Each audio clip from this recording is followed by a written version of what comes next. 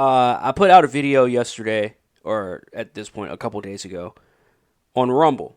And I will put the link in the description in case you guys didn't watch that video. But the video was my reaction to the last episode of the new season of Proud Family. It was a very painful 30 minutes, I gotta tell you guys. Barely made it through the entire episode, but I made it through. But at the end of that reaction, at the end of that video, I said, I am going to do a follow-up video to this because now I have to see who the fuck is behind this show. Because I told you guys throughout that reaction video that I was saying that this is run by women.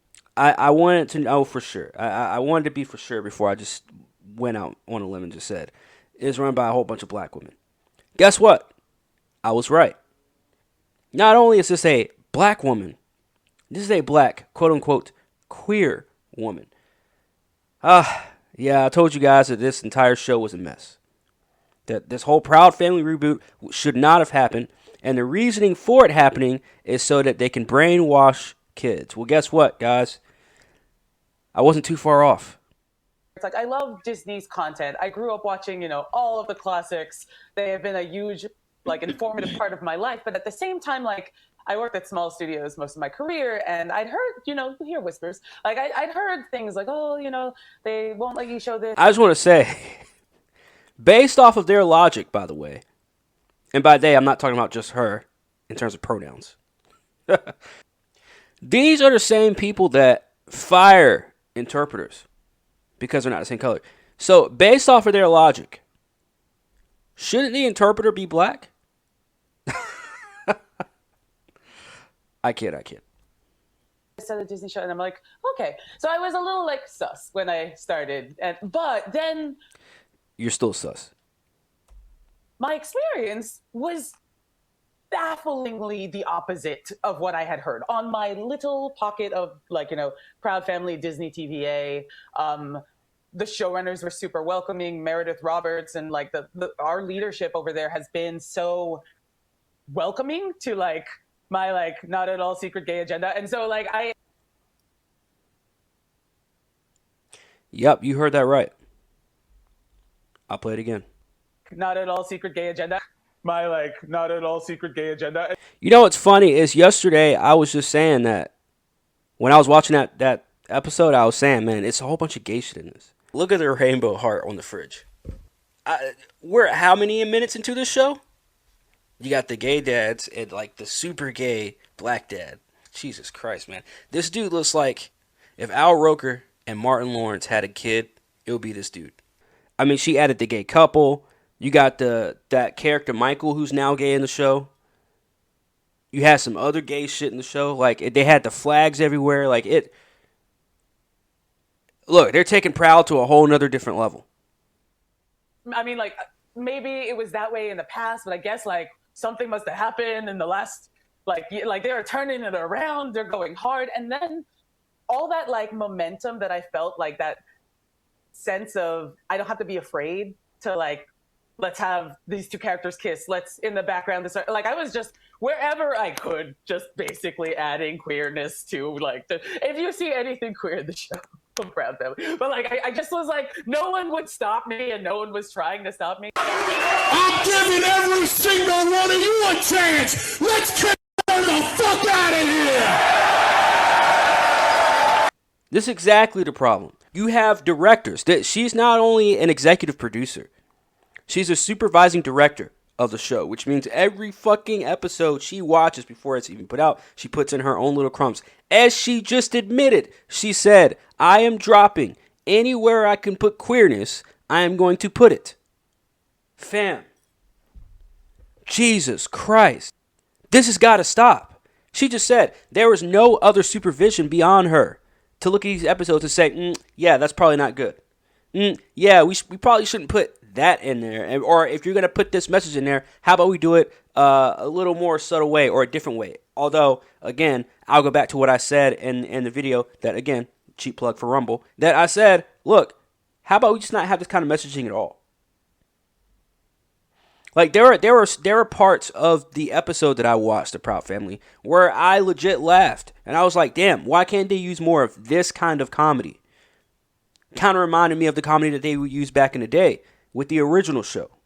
But now with this reboot, Like I just said a second ago, it ain't about, being proud about who you are. No, no, no, no, no. It's about, as long as you're going along with the narrative. And now this is a show where she's taking everything about her. What's her, Latoya Ravenel? Latoya Ravenel, however the fuck you say her last name. What she's doing is taking a whole bunch of what her personality is and a whole bunch of what her life is and who she is as a person and that narrative and putting it all into the show. She just said it plain as day. You heard it straight from the whore's mouth. She just said, any place that I can put fucking queerness, I'm putting it. All the religious groups are against me because I'm talking about population. They want more souls. I want less on the planet.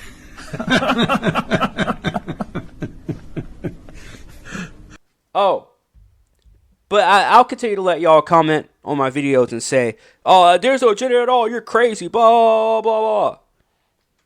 There's nothing wrong with two gay characters. Exactly. You're exactly right. There is nothing wrong with having two characters in a show.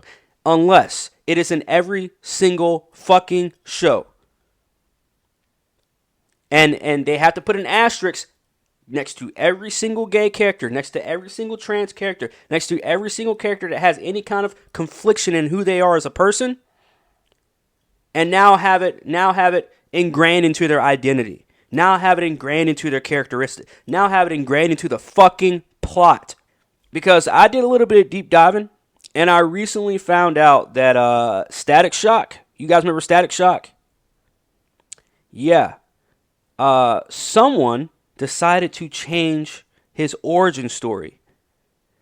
And I'm sure a lot of you guys have probably noticed by now, but I'm not a big comic guy, at least as an adult, so I don't really know the whole, I'm kind of late to this whole thing. I just want you guys to see what she has done to Static Shock. I want you guys to see what this certain writer, Vita Ayala? I'm really bad with the names today. I'm sorry, guys. But we got to look and see what she did. Because the entire origin story of Static is now changed to now involve BLM. That's right. So he and other Milestone characters, their origin stories, I think it's like 3 other Milestone characters, their origin stories are now involved with BLM. That's right. Static, what was Static? Virgil, I forget what was his name. Virgil something. But basically, I don't even know. They might even change his fucking first name from Virgil. But I do remember it was Virgil, just from the show. So he shows up to a BLM, I guess, protest or whatever the fuck. And then the police, the riot squad, they start throwing different chemicals and stuff. And then all of a sudden, Virgil becomes Static. Say it loud, like your bitch ass is black and your bitch ass is proud. I don't want no justice. I don't want no peace. Nah, say it loud. This is what they've done. So I just want to let you guys know, man. With all this stuff with DC, Disney Plus, Proud Family, Static, all of that, that's what they've done to these shows. They're taking all of these narratives, all of the agendas, and they're, again, like she just said, she said it plain as day, not so secret. It ain't a secret anymore of what they're trying to do. We're seeing it on TV shows, we're seeing it on movies, we're seeing it in video games, we're seeing it in comic books. It is everywhere. And the thing is, it's not going to end. Movies, I feel like they have to go back to the original formula, which is not pandering to people who aren't really fans. I was just listening to somebody the other day, and they were talking about the whole video game thing. And they were saying video games now are not made for actual players that want to play storylines and stuff like that. And I completely understand. I love multiplayer. I love playing online and playing with other people. I'm just that kind of a person.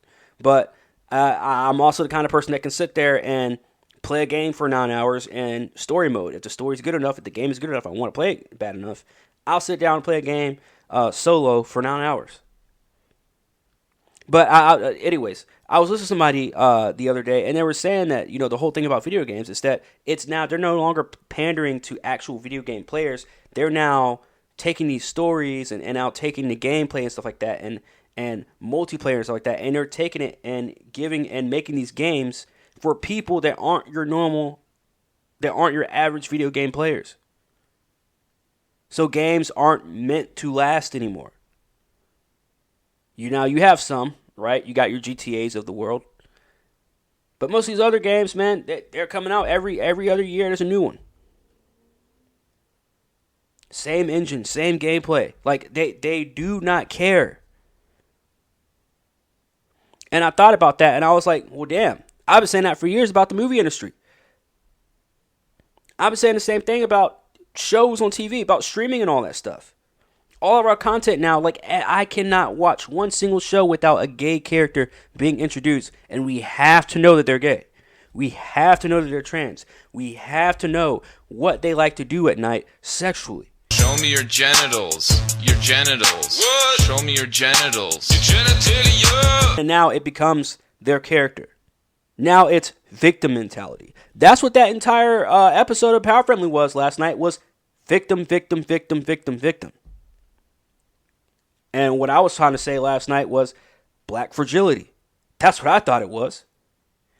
In this career field, people like LaToya Ravenel, people like Vita Ayala, they're not here to impress us fans. They're not here to make stories for us fans. They're here to push their own narrative, put their own personal story into these characters.